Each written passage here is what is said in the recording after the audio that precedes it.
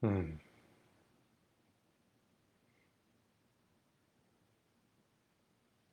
Okay. Hello. Oh, I'm continuing on a trend from yesterday. I'm trying to prepare less and show up more so that there's less filtering going on. So for now, I'm just giving a very minimal label for the video. There's less lead in.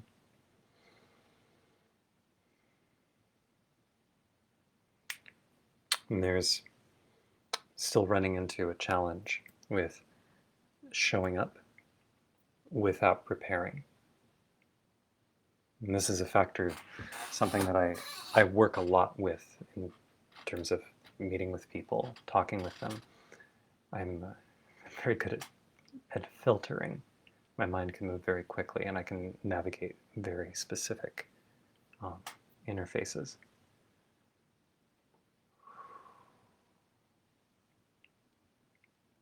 I'm trying to do something very different.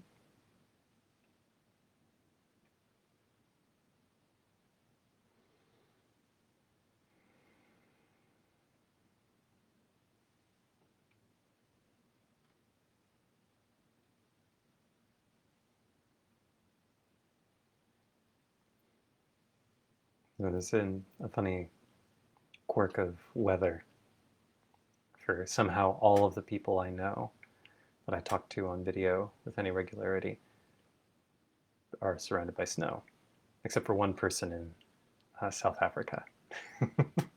It's summer there. I just went for a walk. We had a winter storm come through here. We got about, I think it was about yay much snow. I think it's in the ballpark of about 1.5 feet or so. Yeah. This is for a place where we can go winters without any snow, and or if it snows often, it just won't stick. So getting 1.5 feet is pretty intense. There's still a lot laying around. It's warmed up now.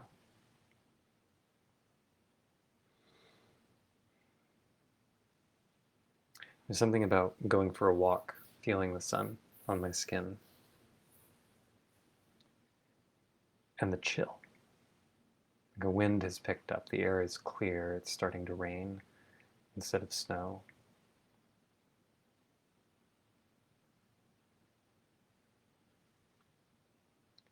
There's something very familiar about the chill.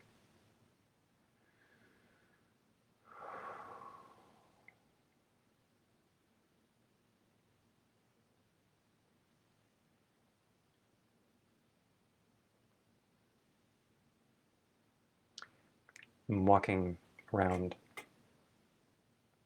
and noticed some fears that would come up. Fears is a strong word for it, mostly thoughts. Would come up about how if it stayed snowy, there would not be any resources, there would be no way to live in that area, except for power and food that's piped in. It's sort of like Las Vegas. Like Las Vegas is not a place anything should live, but it pumps in resources because it's an island that has a legal special status. So it can entertain and it can draw money in through gambling and then use that money to pull in resources to continue to do this cycle, and on that it's profitable. It's like the life model for Las Vegas.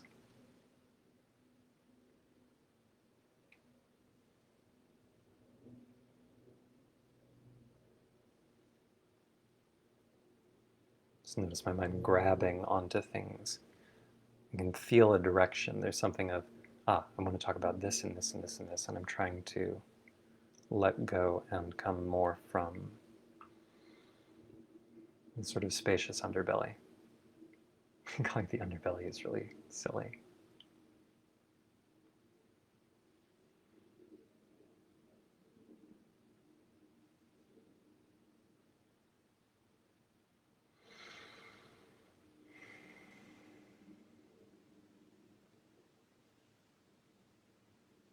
yeah, the direction I was going in, I was reflecting on things having to do with death, and that's actually not where I want to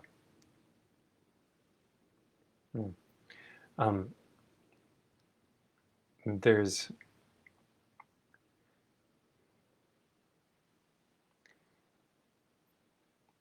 as I've been studying Jewish Kabbalah, which is well, they wouldn't call it Jewish.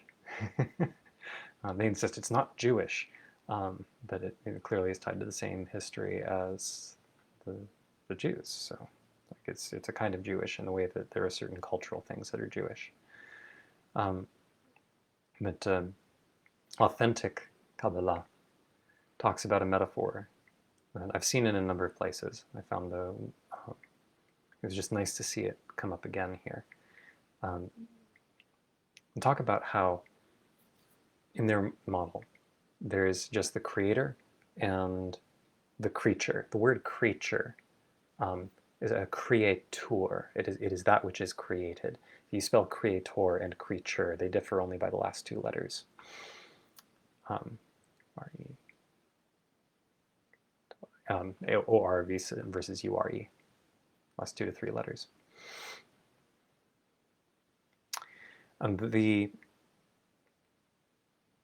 There's a kind of ambiguity in all of the languaging I've encountered there.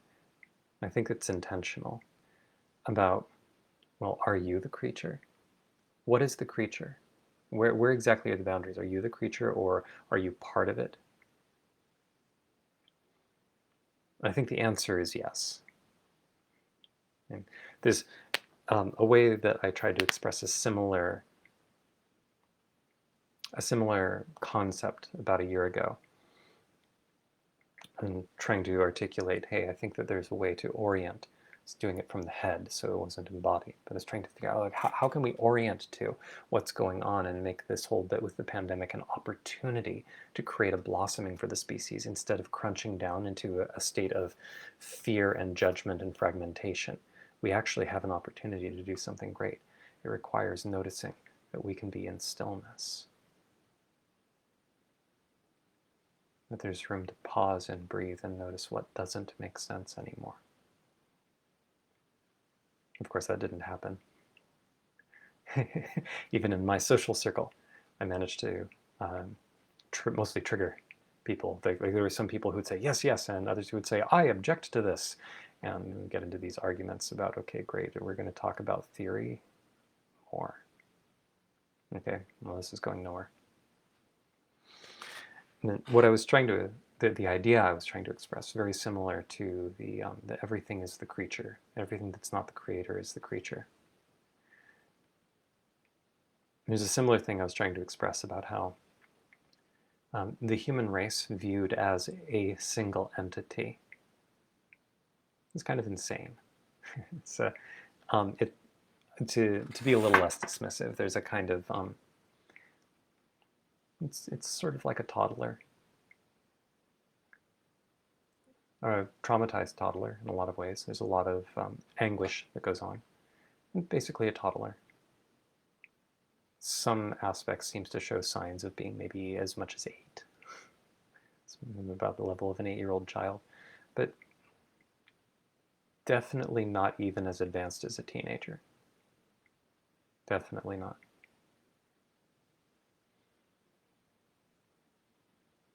And so looking at the developmental sense of that and recognizing, oh, well, the natural unit of the human race is the human race instead of the individual.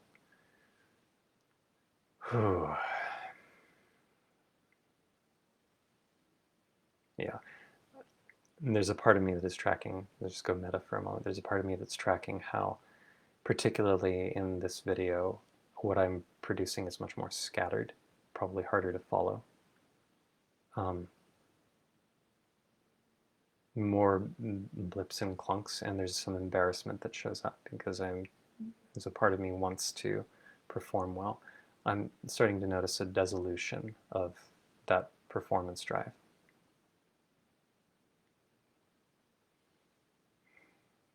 There's still the clinginess of the mind. I keep seeing the way that starts to produce something, some sort of assertions that are flat.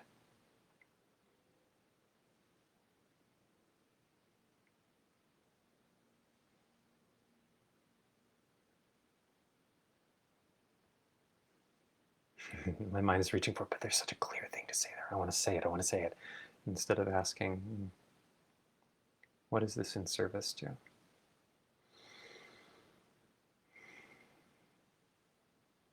I think this touches closer on the core of where I was going.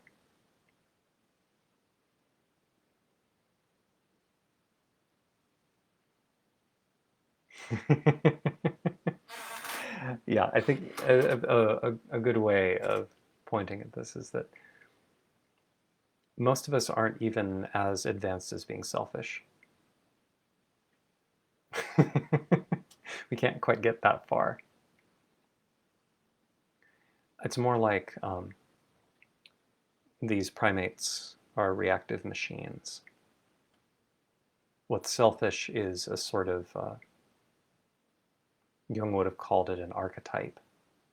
There are archetypes that drive the course of history and drive the behavior of an individual.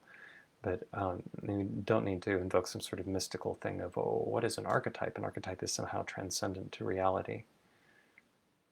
You could say the same thing about a transgenerational trauma, alcoholism. Alcoholism has the family, has the genetic line.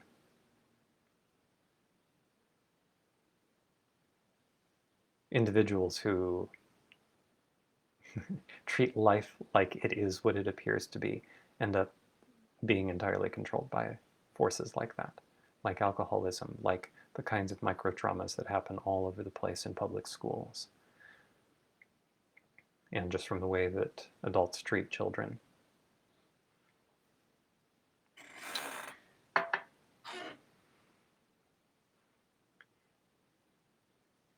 A lot of the challenge we're facing, the sense that there's something wrong, like it's very transparent once recognized. We're not dealing with forces like, oh, there are these bad actors. There are people who are, the term bad actor is something I picked up along the way, and mostly from Silicon Valley speech. What I mean by that is villains, basically. It's not that there are villains. There probably are, but it begs the question, why are they villainous? I don't mean that to dismiss anybody's actions or to just say, oh, well, it doesn't matter. It's recognizing we can't affect the, we can't affect the, we can't act on the level of effects. If we want to create change, it's necessary to act on the level of causes, the causes that precede the effects. So people running around trying to change one another, proclaiming, hey, you need to sign up for this particular ideology or go for this political cause or stand up for these rights, or like take off your masks and defy, or just wear a mask.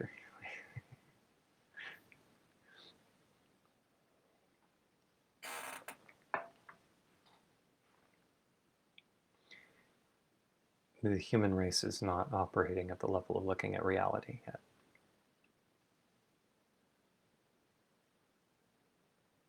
Individuals, like you and I, are acting sort of like cells of an organism.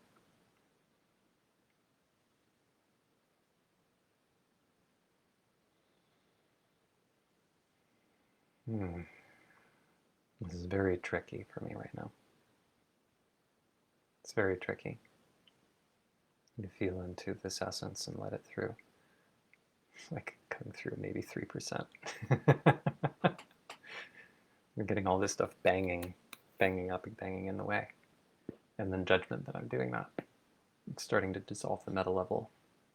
The judgment of difficulty doing that, because it just adds a loop.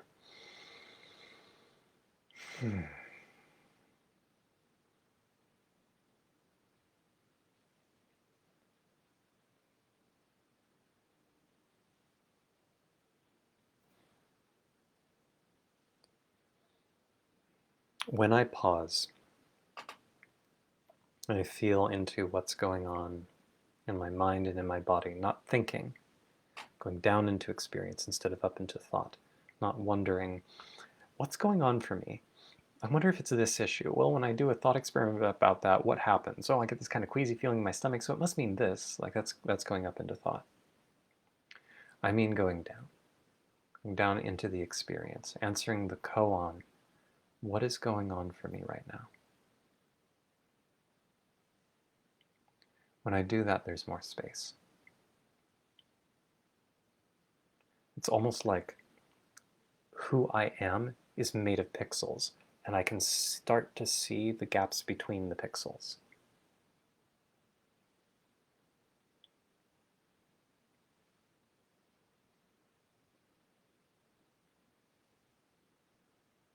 And when I do that,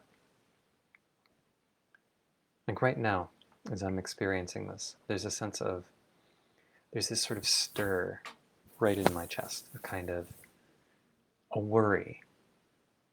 Is trying to maintain something about how I show up, how I'm presented, how people see me. It's uncomfortable. There's this urge to get away, like to project and start going, I can entertain, and here's this profound idea.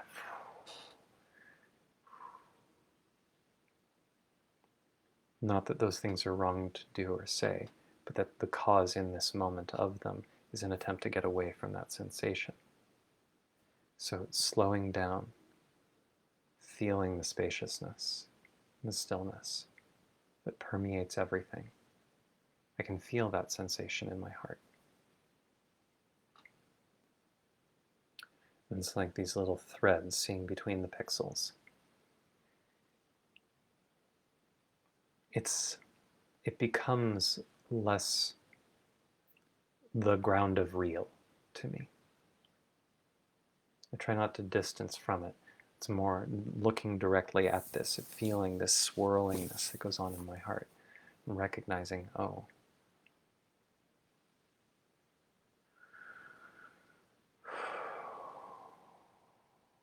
that's uncomfortable.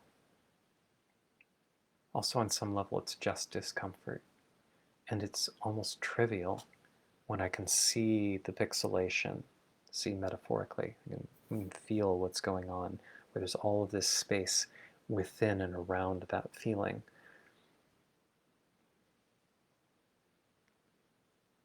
It's a lot easier to mix really feeling the discomfort, which creates this like, ugh, and feeling the sense of approval, acceptance, delight.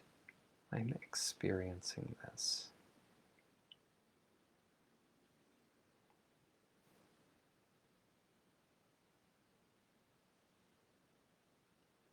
That approval comes from me.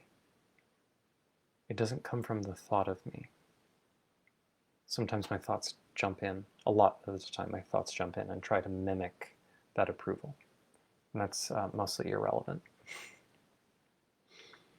Well, it's not irrelevant, it gets in the way. It's my mind getting in the way, my ego getting in my way. When I just really look, it's just sensation. It's also precious sensation. There's something precious about it. There's a self-evidentness to it.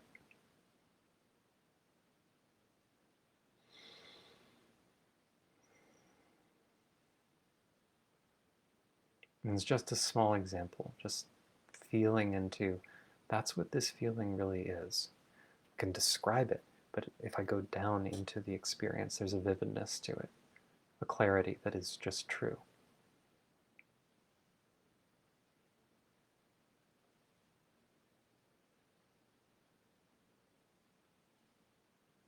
Part of what I'm churning with is I can feel the resonance, the flavor of a program I want to put forward, I want to put together. And it's sort of like, how do I hold any resonance? It sort of slips around a bit.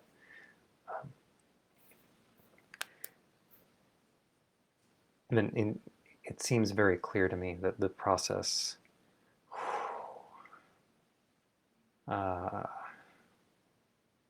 But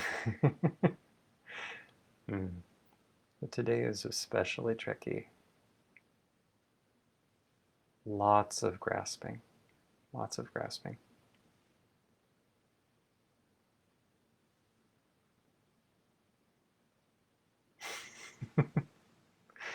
Today is a lot more like going to the gym than in the past. In the past, it's been a lot more straightforward for me to show up with, oh, this is what I'm struggling with. Here's the thing I'm focused on. Here's a piece of my growth or question I'm working with. Or here, let me try to teach something and see if I'm able to show up with that.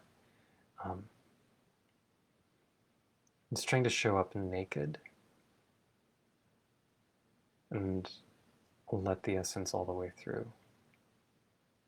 As my partner expressed, it's the difference between talking about the essence versus speaking from it.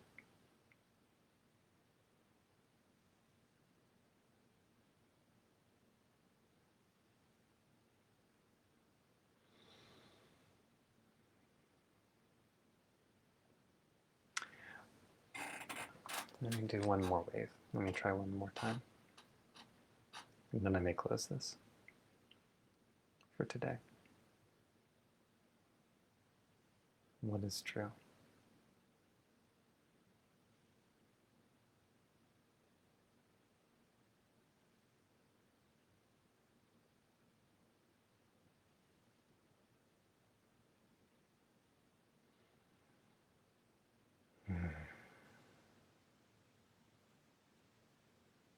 What's true is I'm scared. I'm scared of the implication. Well, I feel the fear. And associated with that is this looking at how difficult this is, how much variance there is. Yesterday I could just jump in and something happened, and today this is floundering around. I feel something like progress in terms of not feeling as much shame and embarrassment, but feeling this much variance in terms of my ability to get out of the way. Like I don't seem to be able to actually get out of the way. It's not in my power. I can hold the intention, and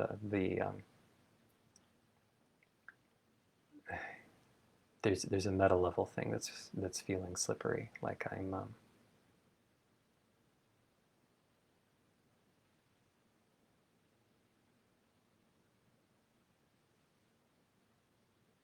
the thing that clicked about intent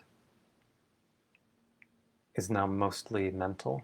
Like there's more to embody and more to let in all the way, and it's a little out of reach.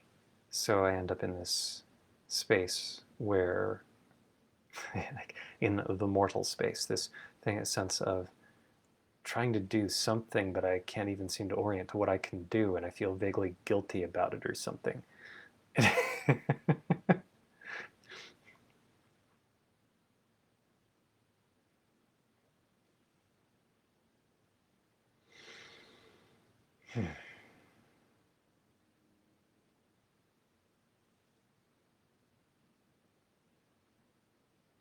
Yeah, I think that's all I'm going to do for today.